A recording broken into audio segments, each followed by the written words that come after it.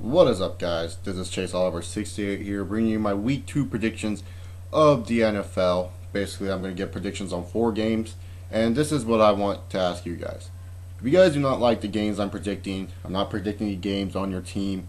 I'm sorry, I like to go in depth when I go into predictions. I don't like just say who I think will win and then give out 2 explanations why. I don't think that broadens out my sport knowledge to any of you guys. So if you guys have a request for the game for next week, Week 3, post that in the comment section and say, hey, Chase, I don't want to hear about the fucking Sunday night game. That game sucks. Talk about Cowboys, blah, blah, blah. Talk about this, talk about that. Tell me what games you guys want to see in the comment section below. Do you want me to talk about, break down, and I'll do that. But for this week, I'm going to be predicting 4 games like I'm going to be doing for every week. And mainly until you guys don't want me to do Sunday night or Monday night football games, whatever games you guys want me to do. I'll be sticking to doing 2 Sunday night, Monday night football games, and 2 games that I find interesting throughout the week. This week, let's get started. So this Sunday we have the Chargers playing against the New England Patriots. This is a game that I'll be predicting. Yes, I'm a Chargers fan. Let's go Chargers. But in all honesty, we gotta look at it this way.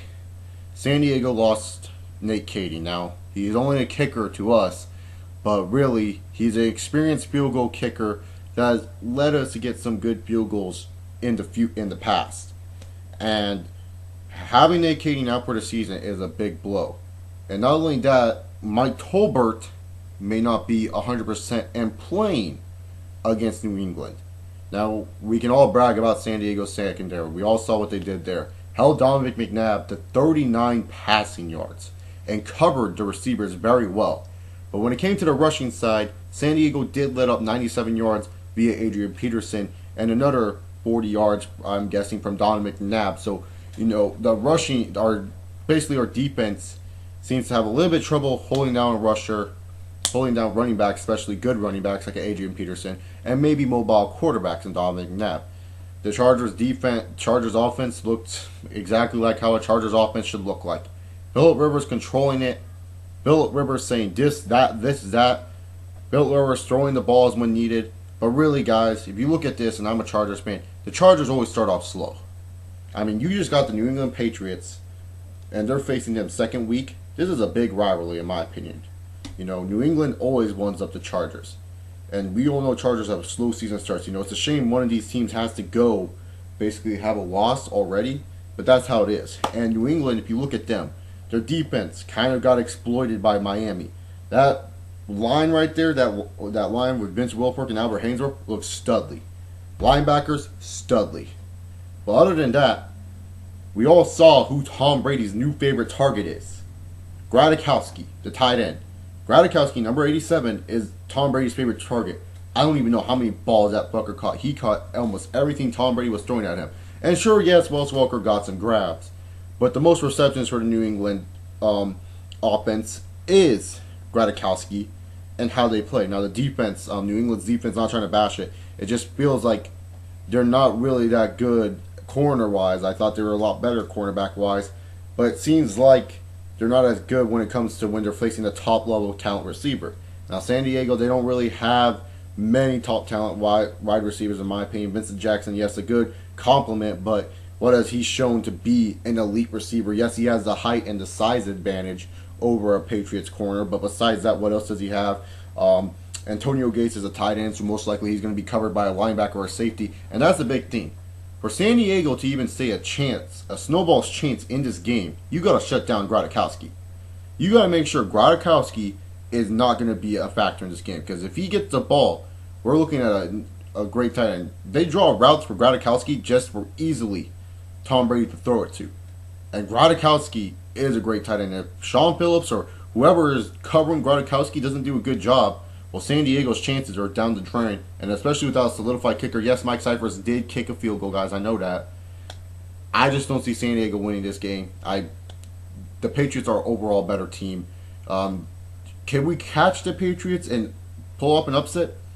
Anything can happen in the NFL. Hell, the Buffalo Bills blew out the fucking Kansas City Chiefs. So, yeah, anything can happen. But right now, as that stands, I have the New England Patriots winning this game. Next up, Chicago Bears. Yeah, I'm a Bears fan too, guys. I'm choosing my 2 favorite teams because I didn't think any of the other games were interesting. Chicago Bears versus the New Orleans Saints. As we all know, the Chicago Bears defeated Saints rivals in a decisive factor. Basically, their defense looked like an old-style Chicago defense, and boy, Matt Forte, run, boy, run. Tell him that you deserve that damn contract. And Jay Cutler, as always, looks good in the first game, but can Jay Cutler continue that going? And that's the main question. We all know Jay Cutler probably made a bunch of fantasy people happy. Anyone who had him on fantasy were probably like, yes, I got 20 points from Jay Cutler, But same story with Jay Cutler every year when he was with Chicago. First game, minus the Green Bay game, his first year here. Always does wonderful. 300, 297 yards, whatever. He gets good passing percentage, has a good QB rating. Basically, looks good. Then throughout the year, he goes... Can Jay Cutler continue his success? Now, if I was Jay Cutler, I would have been watching my rival or best friend, whatever Jay Cutler considers him, Aaron Rodgers, and saw what he did to the Saints defense. The Saints defense is no longer the defense I thought it would be. Roman Harper seemed very ineffective the game that he played against Green Bay. I really did not feel a threat to this Saints defense every time Green Bay got on offense. The only thing I said, Green Bay better make sure that they run the ball correctly and well, and they'll be fine. And Green Bay did that too. James Starks fucking pulled out a hell of a game, and he's a backup. The Saints do have a good run game and a good utility player. The run game consists of a rookie Mark Ingram, Pierre Thomas, and lightning bug Darren Sproles. Yes, he's still lightning bug to me, guys. Pierre Thomas, rushed for, I believe, 50-something yards. Mark Ingram, 40 yards. And Darren Sproles, a utility player. Punt returns, receiving, rushing. What can't this guy do? He's overall your utility player. And right now, the Saints have a three-headed dragon, and they have a sleeping Chris Ivory, who can surprise a lot of people if they don't prepare for him. But besides that, Chicago's defense looked very good. Yeah, we can all say Michael Turner rushed for 100 yards, but where's his touchdowns? The Bears stopped him The Bears basically said, you ain't getting touchdowns on us, Michael Turner. And not only that, caused Michael Turner to get a fumble.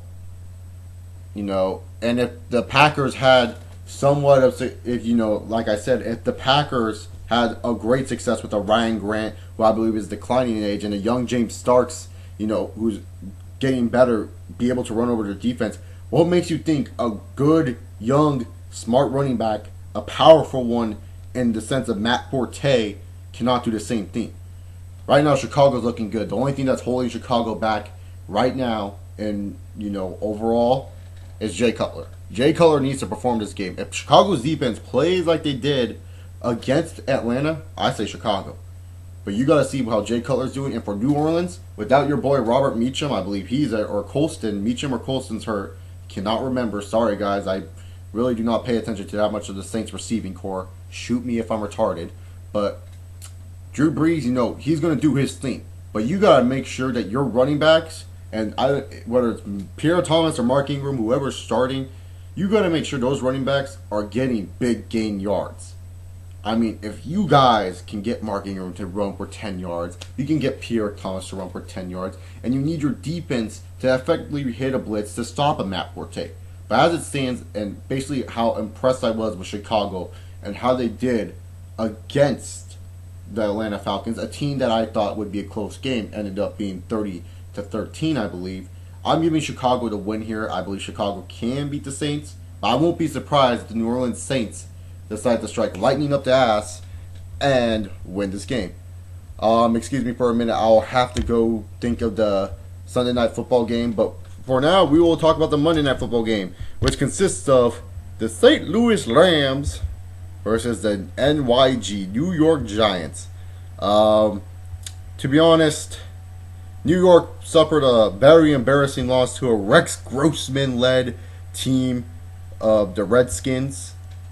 New York looked pretty sloppy on defense, surprisingly. I thought New York would be a much better team when it came to a defensive, being a defensive unit. I thought New York would be a lot better.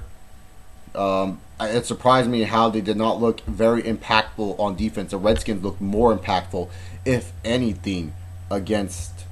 Oh my God, this game is so stupid. All right, but anyways, New York just didn't really feel like a good, team overall. They just didn't look good. Eli looked good. Eli looked fine. He didn't look too bad. Hakeem Nicks is injured now. They don't even know if he's going to be back there. And he was the main target for Eli. But besides that, the Giants looked okay. I'm not going to blow smoke and say they looked phenomenal. Eli was great, They looked okay. They didn't really impress me that much, especially against the Redskins team, which many don't even have that big of hopes for the season. Then they go on to the St. Louis Rams, and we know the Rams are full of questions and problems. First game against Philadelphia, they looked all right. Sam Bradford, probably one of his worst games, in my opinion. I don't know if he's out with the injury. I don't know if he's going to play through it. But Sam Bradford didn't look good. The defense looked all right for the Rams, just like the Giants. Nothing too impressive. They couldn't maintain Vic. They couldn't stop the fast receivers from Philadelphia, the smart burst offense, and basically got burned the whole night. They just couldn't figure out a plan. But the one thing they did have over Philadelphia, and this is going to suck for the Rams because he is a key player. When I think of the St. Louis Rams at this point, I don't think about Sam Bradford or Joe Laurinaitis. I think of one man, and that's Steven Action Jackson. Dude, to me, I think he's one of the better running backs in the league today. Not the best of all time, but better running backs in the league today that does not have a Super Bowl ring and deserves a lot better than where he's at. He is one of those guys that every year I always think, well, Steven Jackson's not really going to do much, But he ends up proving me wrong and proves his doubters wrong. He works his ass off, and it shows that he really does believe in St. Louis for the amount of shit, how long he's been sitting on this team, and he hasn't made a playoff appearance since. Steven Jackson, I give you my applause to you, but seriously, I wish that you would go on a different team. But besides that, Steven Jackson, he basically ran over the Philadelphia's linebacker core. He had a field day. And before he got injured, I'm guaranteed if Steven Jackson did not get injured, I could have seen him rushing for at least 180 yards on that Philadelphia defense. I'm not going to lie. 180 yards it seems mediocre, maybe seems underrated, but he was looking good until he got hurt.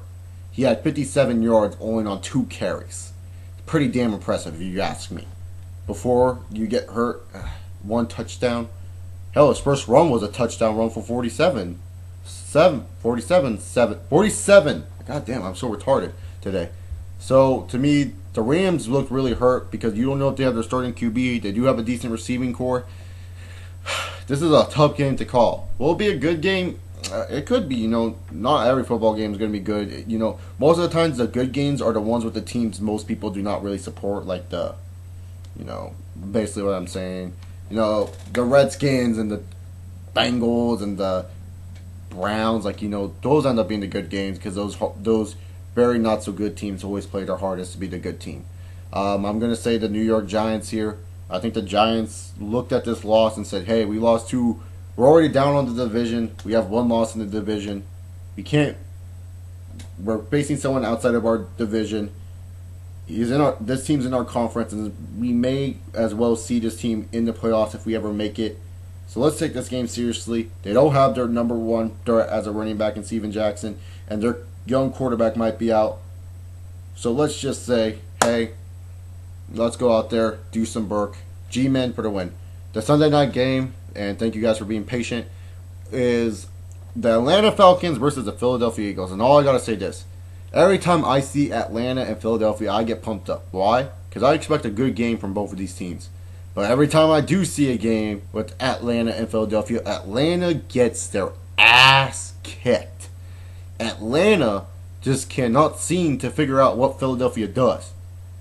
And it's pretty sad that the former not NFC champions, but the former best league in the NFC record holders might go 0-2 to this high dynamic offense of the Philadelphia Eagles.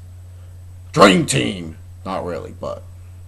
So, Atlanta, we all know who they have. Matt Ryan. Young quarterback from Boston College. I believe 4th season in the NFL. Looks great. Fantastic. He's a stud. He has great receivers in Roddy White. And the newest receiver, Julio Jones. Basically, right now, Atlanta, they kind of have the edge on offense. And there's a reason why. Nnamdi Asomugha, the guy who Eagles fans claim will be the saving hope for the Eagles, got burned on plays against some no-named kid from Texas Tech on the Rams. Now, you think to yourself, well, maybe he's a good player. Oh, he's the fourth receiver on the Rams, and he beat one of the so-called best Pro Bowl corners in the league. Makes me wonder, you got Roddy White and Julio Jones, and Nandi's going to be covering one of those two. We all know Rogers Cromartie, DRC, will be covering the other one. The Bears, they had success with Tolman and whatever that other fuck's name is, but besides that, Roddy White is a physical player. And if Nnamdi doesn't play physical against Roddy White, it's going to be a long day. Because Nnamdi was on the Raiders. The only time he ever seen the Falcons was probably twice every 2 years or something. Once every 2 years. He never really played with against Roddy White. He probably knows the dude. He's like, yeah, I played against him probably once in my career, 2 times. He's never played against Roddy White. That's pretty much it. He's going from the AFC to the NFC, which means you're going to be facing against new people you've never seen before. Yes, there's interconference battles where the AFC will face NFC, but most of the time the NFL likes to keep it where AFC only plays AFC, NFC only plays NFC, and to make the Super Bowl feel more special, pretty much. And Nnamdi Asomugha doesn't know how to play probably against a Roddy White.